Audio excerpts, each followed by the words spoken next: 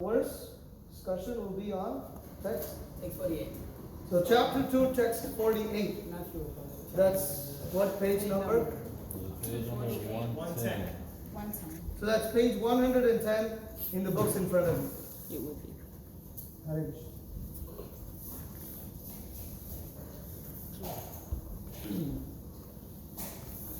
Hare Krishna. So we're going to quickly chant this one mantra, and then from there we'll continue this mantra addresses the Supreme Personality of Godhead. Increase it or reduce it. So it goes like this, and we can all repeat it right after me.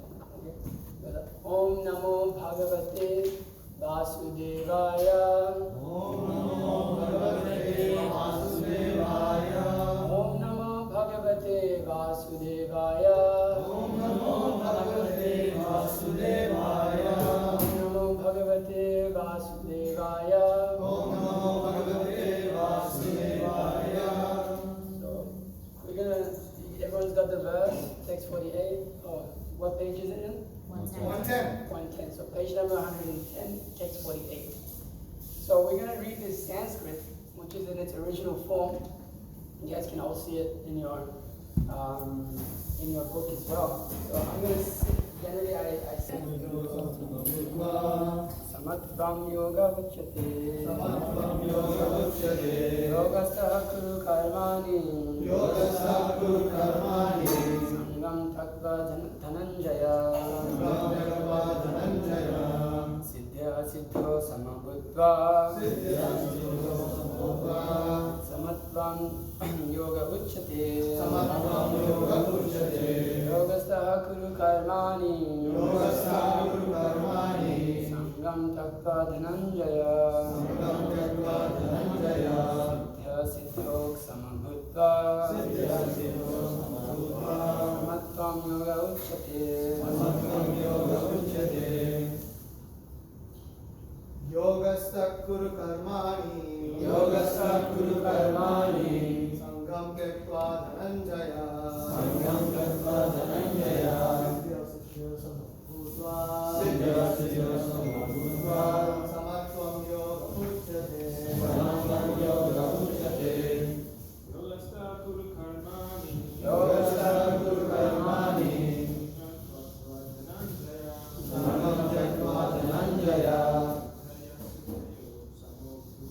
Siddhy-asiddyoh samo bhutva. Samatvam yoga ucyate. Yoga-sthah kuru karmani. Yoga-sthah kuru karmani. Sangam tyaktva dhananjaya. Sangam tyaktva dhananjaya. Siddhy-asiddyoh samo bhutva. Siddhy-asiddyoh samo bhutva. Samatvam yoga ucyate. Samatvam yoga ucyate.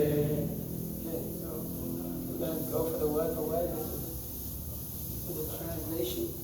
So, Yoga-sthah, Yoga-sthah, equipoised, equipoised, kuru, reform, karmani, your duties, sangam, attachment, tyaktva, giving up, dhananjaya, O Arjuna, siddhy-asiddyoh, in success and failure, samaha, equipoised,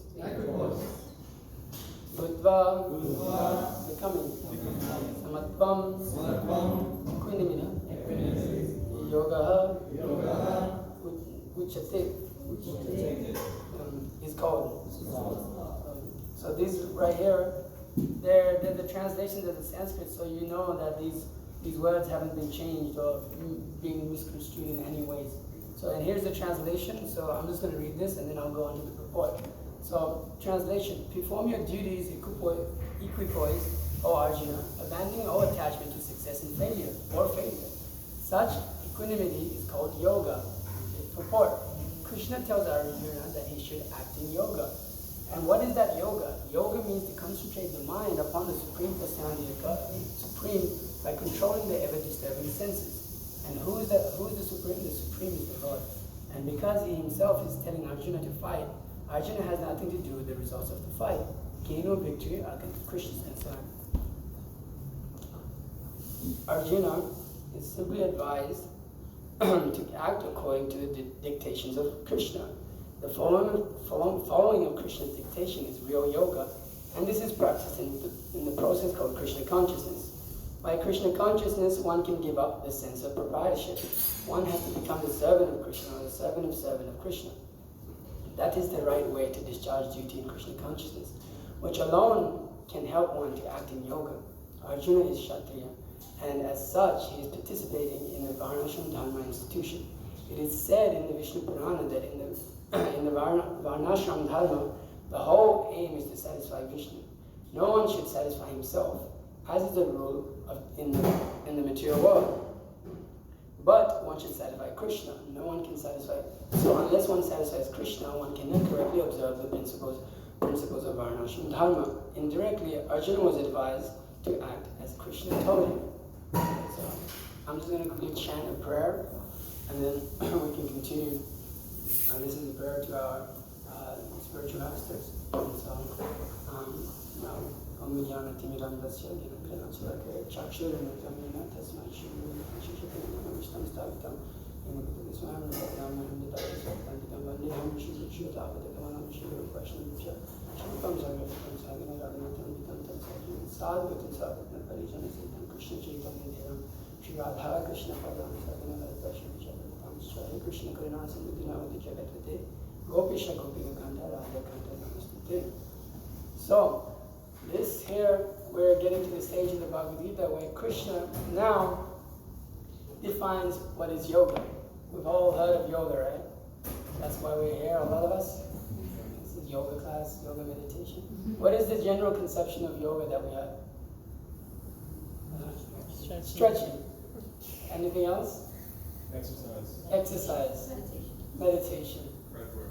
Breath work. Wow. Great. Yeah. So this is some of the conceptions that we have of yoga. But is this true yoga? No. Why not? Yoga about healing. Yoga about healing. Well, we have to first understand what is yoga and where it is coming from. You see? So generally in the material world, in the world, especially in the Western world, at least how we've taken the system of yoga, we're bringing the bodily conception of life, that we are constantly thinking that we are this body. So the yogas that we see nowadays are simply, we can't, by technical definition, you don't call this real yoga. It's just a form of stretching, like you said. It doesn't have anything to do with the intrinsic nature of what is real yoga. Because yoga literally means connection or spiritual consciousness. So this yoga that we see nowadays has nothing to do with the real self. Right? So we have to first define what is the real self. Spirit. Huh? Spirit. Wow, it's good. You've been reading the books, huh? So we have to first define who we actually are. Because that is the question that we all have, right? We're all going about our whole life actually trying to figure out who we are from a young age to the time at the point you die. You know, as a kid, you want to do so many things. You want to be so many things. Oh, I want to be this I want to be this pilot. I want to be this bus driver, this truck driver. I want to be a teacher. So from a young age, we have this desire to actually know who we are, and so we're often, we generally designate ourselves to be the body. I'm black, I'm white, I'm brown, right? So we generally understand, oh, this is me, you know. But what is wrong with that? Separation. Separation, and a little bit more exact? It's temporary. Wow, that's a good answer. It's temporary. So the body is traveling. The soul is traveling from one body to another, even within this lifetime. You used to be in a child's body, and then you were in in the youthful body, and then in an adult's body, and then you're going to be in an old man's body. So right. So at every stage, your body is completely different. But you're identifying yourself as the body. So which body are you? Are you the body of a kid? Are you the body of the man? Or are you the body of the old man? So who actually are you? Right? They're really good. So the way we actually analyze this is that to understand spirit is that we actually have to analyze. We have to actually understand this. And often in many religions we just accept. But here in Bhagavad Gita we inquire. We actually understand by proper understanding what is the spirit, what is matter and what is spirit. So this is what we're trying to do here. We're trying to actually exactly define what is spirit. Right? So we're at the stage, okay, somebody may say, okay, I'm the body that's at present. Okay? Yes. Okay, I'm not this body, I'm just the body that I am right now. And whatever point that I go to, that's the body I am. Okay, you're this body, okay? So if I cut off your hand and put it over there, is your hand, is a part of you over there, or are you still here as a whole? If you say, okay, I'm not the hand, I'm not my legs, I'm not my body, I'm the whole body itself together. Okay, I'll cut one half of your body, put it on the other side of the world. Okay, you're the body, so is that half of you missing? Or are you still the person that's there? So you say, I, me, my body, my hand, my head, my thoughts. But who is the I that's saying, this my hand? That is the real self. That I used to be there when you were a young boy. That I is there when you're an adult. That I is there when you become an old man. You see? So the I, the real spiritual self, is actually unchanging. See, this is the difference between matter and spirit. That if matter is temporary, what is the nature of spirit? Yeah, good answer. That's it, eternal, right? So the nature of spirit is eternal. It is of an unchanging nature. So ourselves, we are actually stuck within a very awkward situation. You know, we are eternal beings, but we are undergoing birth, death, old age, and disease. Right? These are the four things that we undergo. Everyone, nobody can deny this. Can anybody deny that they weren't born? Can anybody deny that they don't get diseased in any way, especially these times?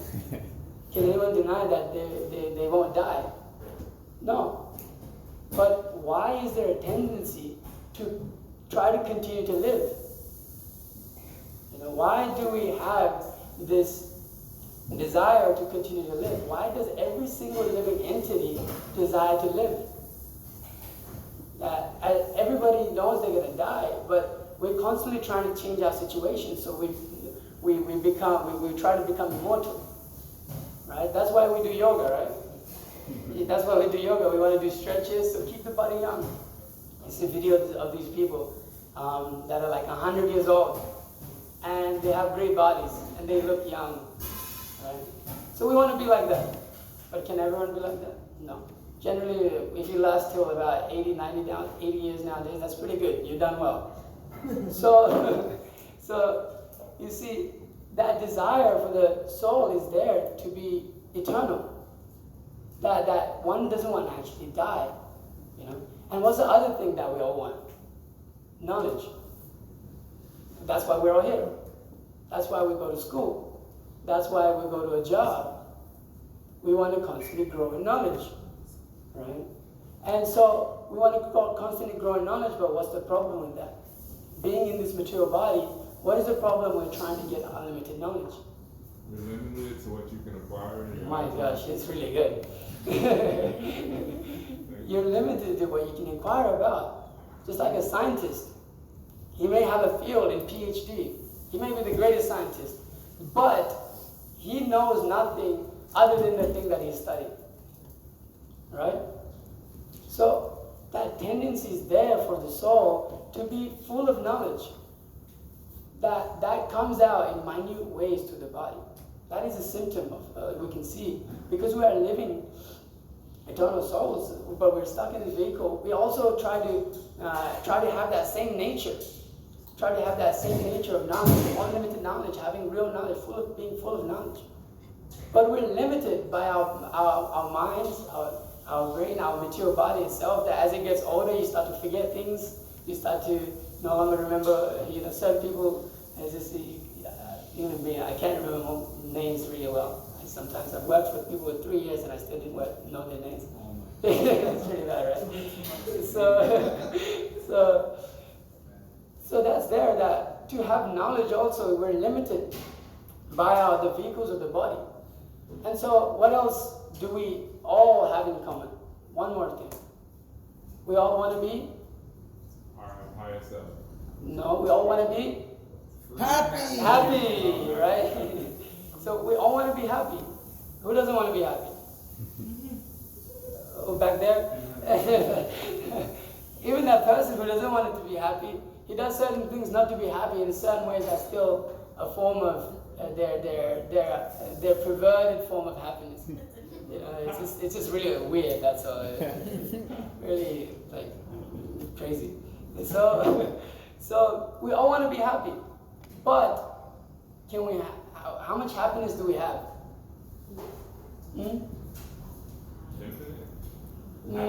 Within this, at least within this, it's temporary. The happiness that we have is temporary. It's fleeting. We can't capture happiness. What is the most of the time? What are we feeling? Suffering. To get a little bit of happiness, we suffer a lot. Right? That oh, I want this car. So I'll run after the car. So what do I need to do? I need to go get a job that pays me a lot of money. I need to work 16 hours a day, you know, get on the grind and try to live like it so I can have this little car. And what happens when you get the car? How much happiness is that? Who's got the new iPhone 12 yet? Right? Who got the iPhone 11 when they came out? You got it? You know, it fades. Why? It's materials. It's material things. Right, it's material things. Because, see, we all want to have happiness. We're all trying to have real happiness. We're striving for happiness. And these three things are our actual natures of the spirit soul. That it is full of bliss, it's full of happiness, it's full of knowledge, and it's eternal. And for the soul to be in a vehicle of a material body, which is changing, which is full of misery, which is ignorant, it's a very awkward situation. Right? And because as spirit souls, we're meant to interact with spiritual activity, with spiritual, into the spiritual vibration, into the spiritual realm, we are trying to enjoy matter in different ways, in the form of an iPhone, in the form of a house, in the form of, to the extent of enjoying other material bodies, you know, a man or a woman, whatever we may be, you know.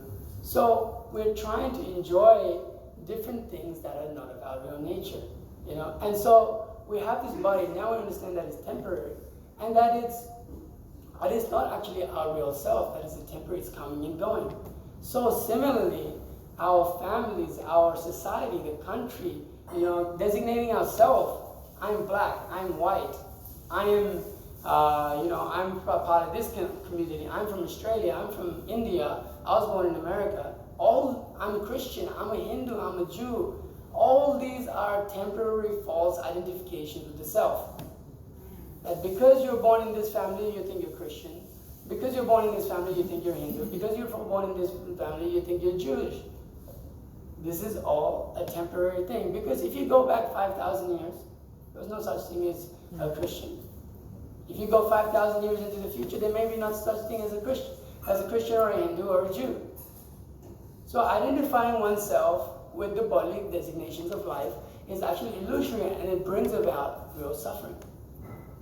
And so, one must start to understand what his eternal nature is, and this is the point of the Bhagavad Gita, that it's not on any particular religion. It is about understanding our intrinsic nature. And so that intrinsic nature of the soul is this Satchit Ananda, that he's ever blissful, he's full, eternal, and full of knowledge. Right? So can you guys say that? It's Satchit Ananda. So we are full of knowledge, bliss, and eternal. Right?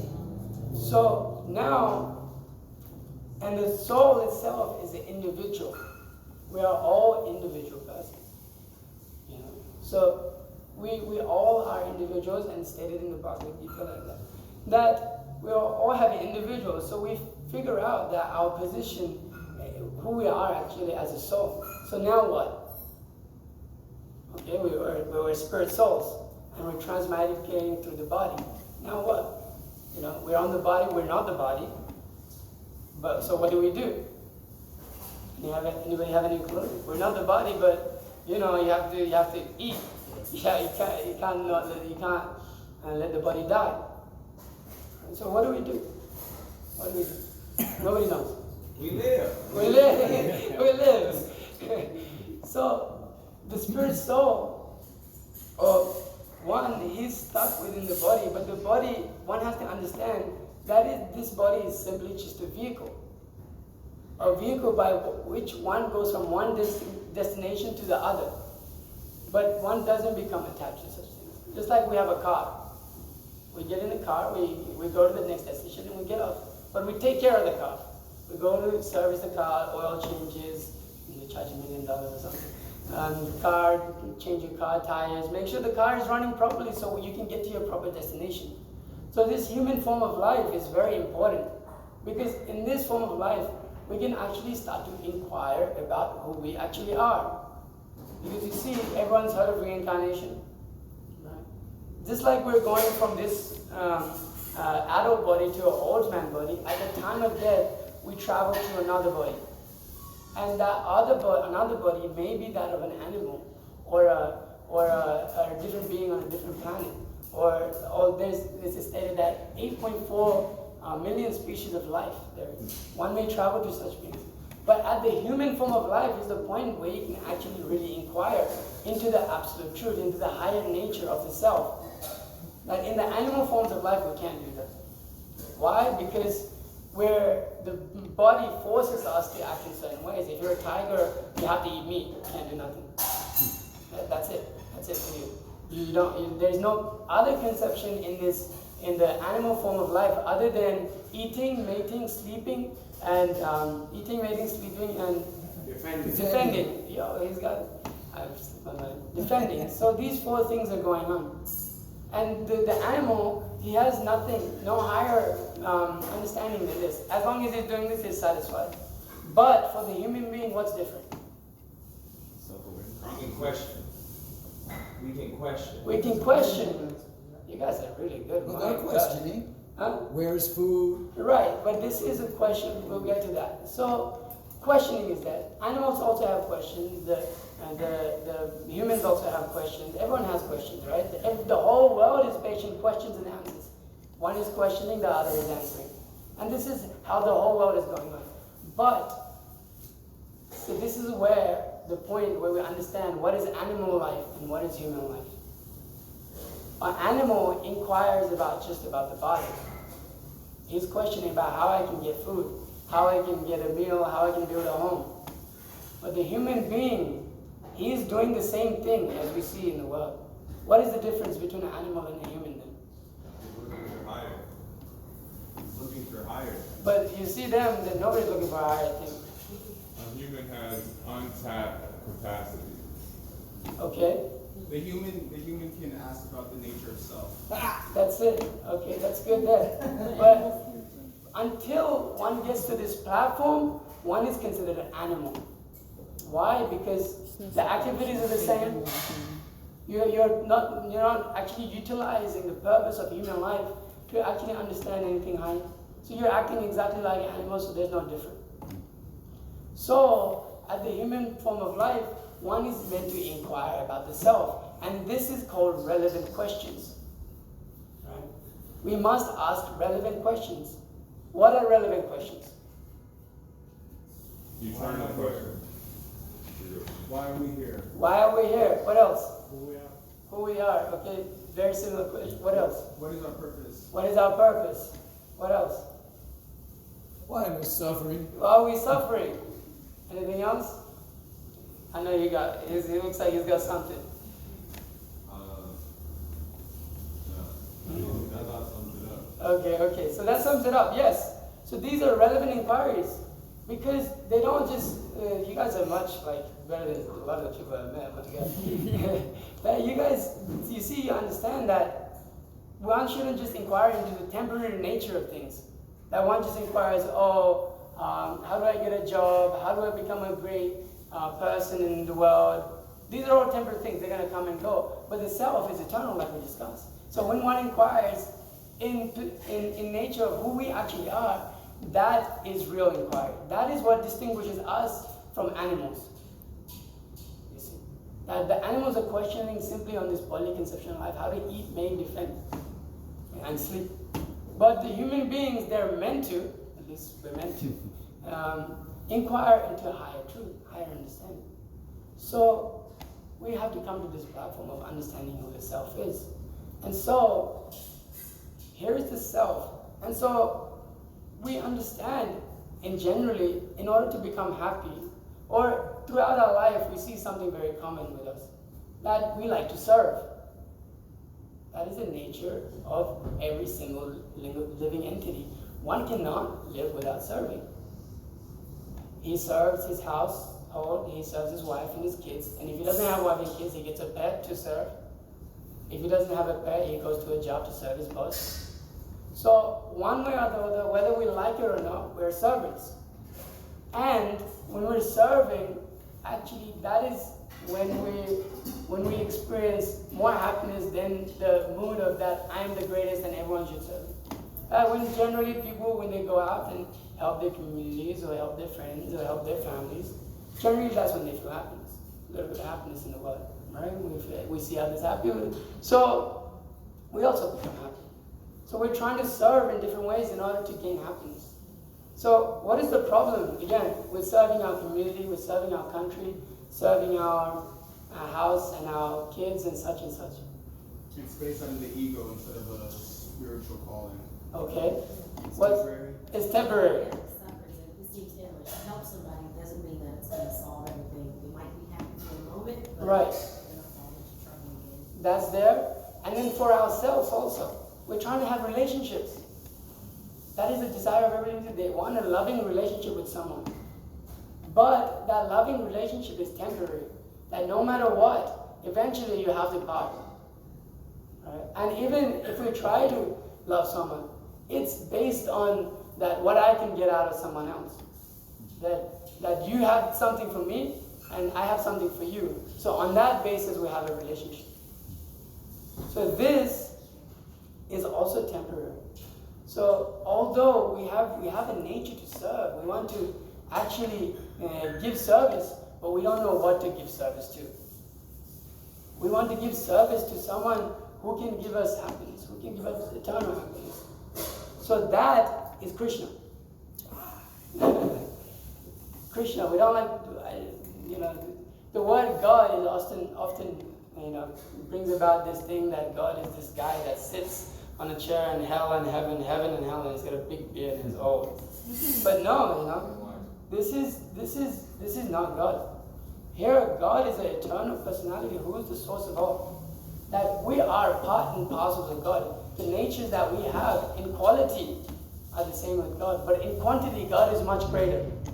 Like God is spread throughout Krishna is spread throughout the whole universe. But us as living entities, we are limited to small, individual, minute particles of the infinite. So Krishna, he's the supreme personality of Godhead. That is the absolute truth. And so the intrinsic nature of the soul, because we know, even within these bodies, that to mind me that our nature is to serve, that only service to that which is eternal can actually satisfy us fully. Because when we understand that, we are in connection with our real self. And until we can come into that connection, there is no question of real happiness. Well, the happiness that we gain is fleeting, it's temporary, it's very minute. We're searching for a drop of happiness in a whole ocean. When the whole ocean is available, we're running after one drop. So here, Krishna gives how one can have that. That it's not that because we're these bodies, I am this body. We understand I'm not this body, so I'm going to stop acting. What's the point of acting anyways? I'm not this body. But no, we act. But we act with a different consciousness. We act with a spiritual consciousness. That is the difference. So it's just like you have a doctor and a thief. Right? They both may wear a mask.